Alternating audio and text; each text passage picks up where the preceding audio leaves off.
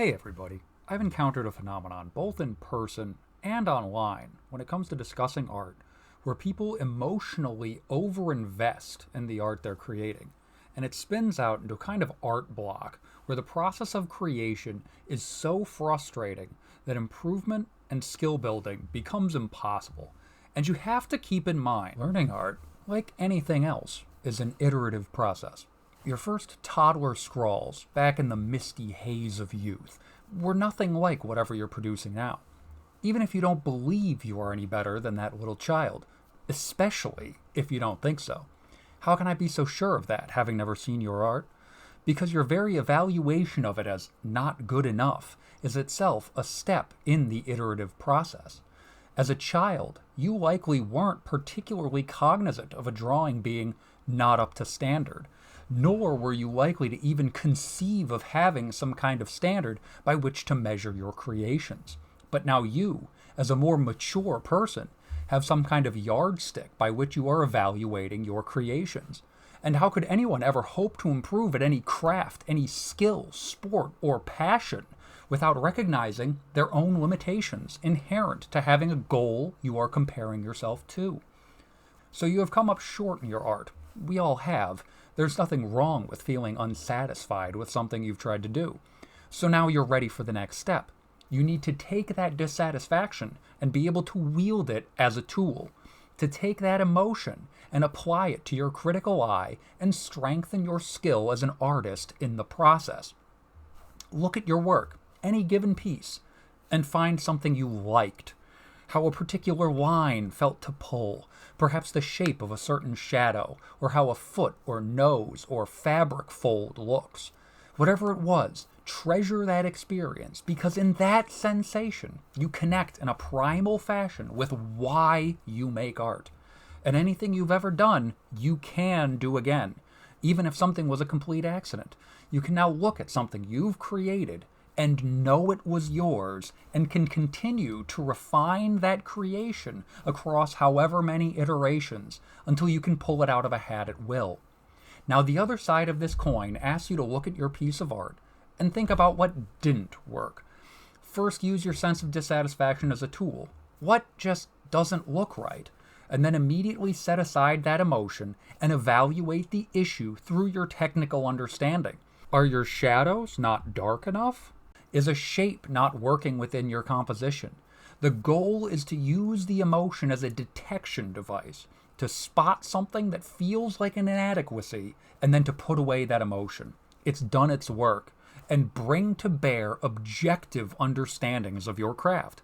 It is too easy to stay stuck in evaluating your creative work in a purely emotional manner.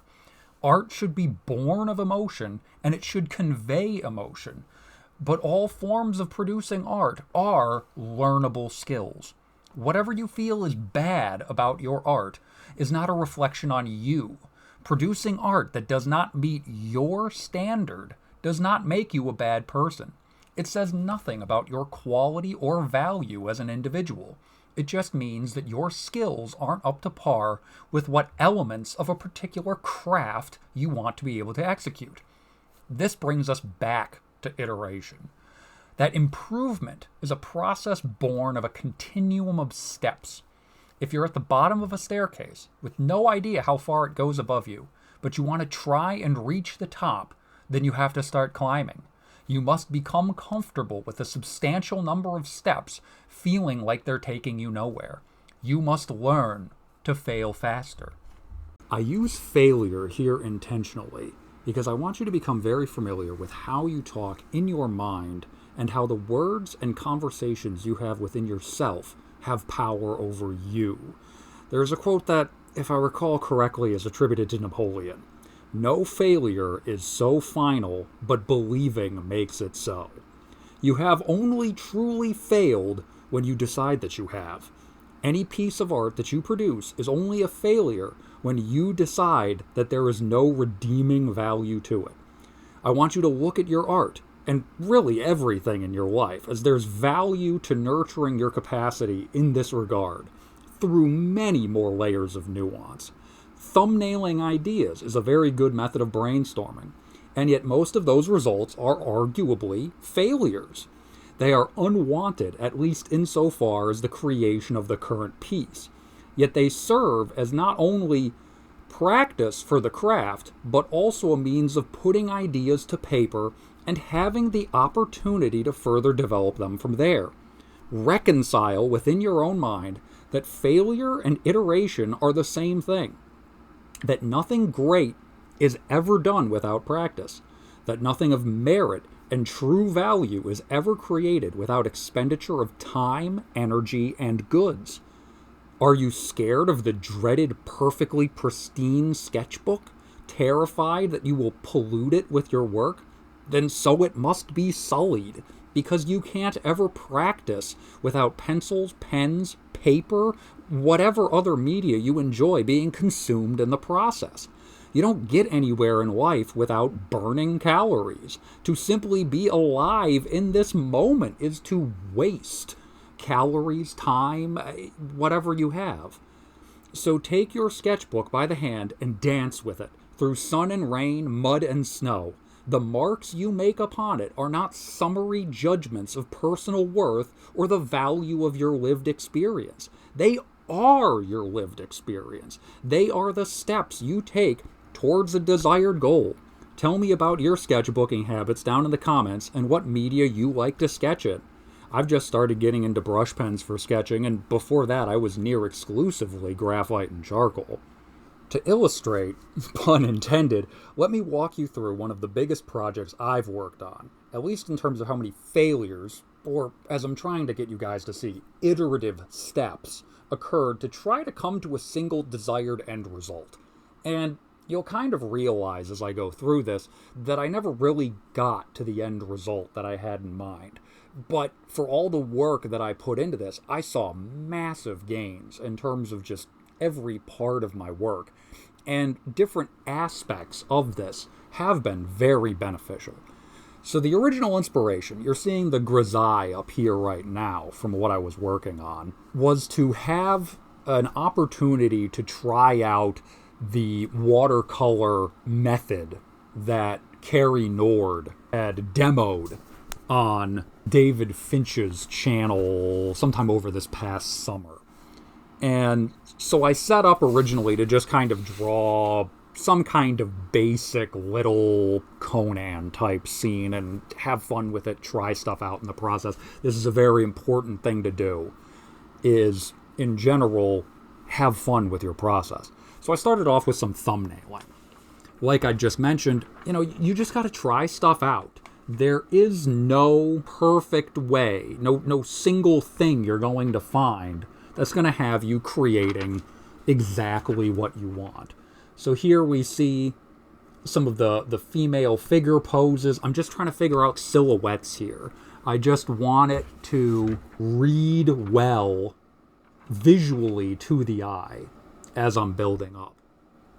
So here we have the combo poses, some just trying to work out. I knew originally I wanted to have this large head in the background. Originally I was just thinking a basic human head. And then I decided I kind of wanted to play with it a little bit more and push it a little bit further. So I'd done those silhouettes, and then at some point tried to throw it together a little bit in a Sanguine Attempt. And I didn't really like this. I knew very quickly the figures were too stiff. It didn't have movement to it. You can do a lot of drawing and not realize how much more you don't know. It's a funny thing. So I realized I really had to come back, and this was all really working from imagination. I was just trying to find things that I thought would look good and then be able to piece them together, kind of thing. So I realized that my anatomy from imagination was just not going to cut it for this project. So from there I hopped into doing some sketches and some master studies from John Buscema's Conan work, some of his pencils, which blueprints and strategies. He was doing some sketches himself, trying to, kind of do tutorials, that kind of thing, about Buscema's work, how he did men, women, that kind of thing. So I'll link that in the description. And I also have a book of Boris Vallejo's work. I was just trying to do some charcoal studies from Boris Vallejo's men in poses that I felt would be kind of close to what I was looking for, and also just try to capture that aesthetic of the big, burly Conan that Frank Frazetta especially pioneered.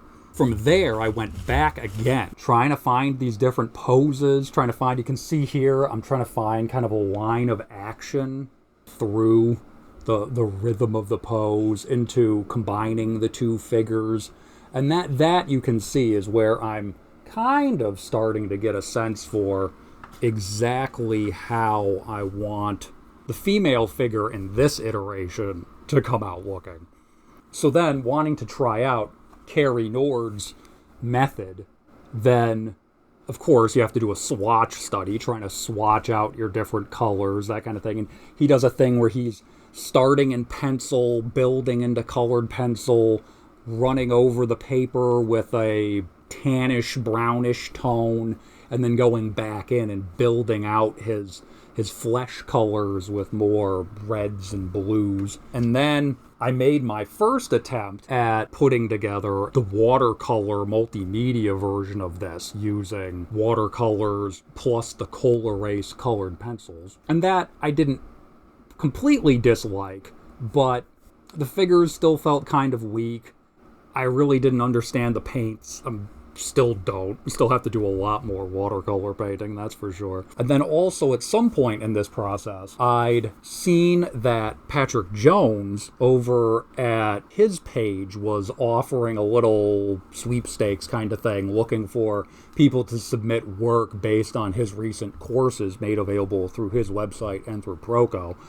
I'll link that as well. He was just looking for people to submit work. So I decided that I really wanted to push my limits in that regard and put out something that I felt really pushed the needle in my capacity to draw. This Grisaille was done in order to try to sort out my tones in general. Originally, this was supposed to be far more simple. You know, a Grisaille's really just supposed to be your major darks, whites, and midtones. I ended up getting very intricate, especially in that background face. I was just having fun with it. So that's why the face especially ended up very intricate. So from there, I started sketching. I was sketching directly onto the next piece of watercolor paper that I was going to make my next attempt with. So I'll have to insert a still picture of what that was looking like as it was coming along. I was very fortunate to get some feedback from Patrick Jones's stream that night. And they really reinforced some of the stuff that I was thinking as well, about how the composition still wasn't the greatest. They liked where my central figures were at, and I still am quite pleased with those, but it just felt like it's still too bare. It really wasn't selling. What I really wanted was to have this sense of them kind of being surrounded and enclosed, kind of a very much old Earl Norham, Frazetta, pulpy kind of look. You'll know the look if you're into that kind of thing. That gave me the idea to then start sketching in something to put into the upper right. Kind of a spider woman kind of thing.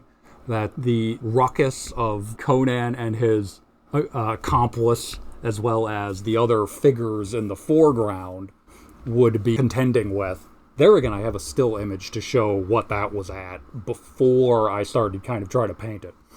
From there, then this was basically where I've left it. This is not complete. I never really forced it to completion, but I tried coming at it with Carrie Nord's technique, working with the Colerase, working with the watercolor, trying to build up and intertwine the two. And the result was okay, but not great. I need more practice with it as a big part of it, which again, you gotta come back. You gotta do your practice. I did start throwing some charcoal over the watercolor in areas just to kind of play with it.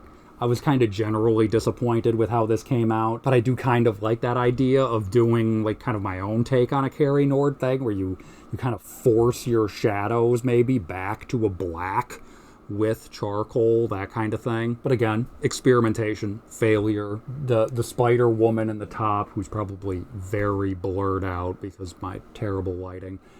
You really can't see. There's supposed to be kind of like a squad of goblins here that you've probably seen better in the other footage. Even though, at the end of all of this, I had a result that I wasn't happy with. I was very happy with how the different steps of the process led me to better my skills.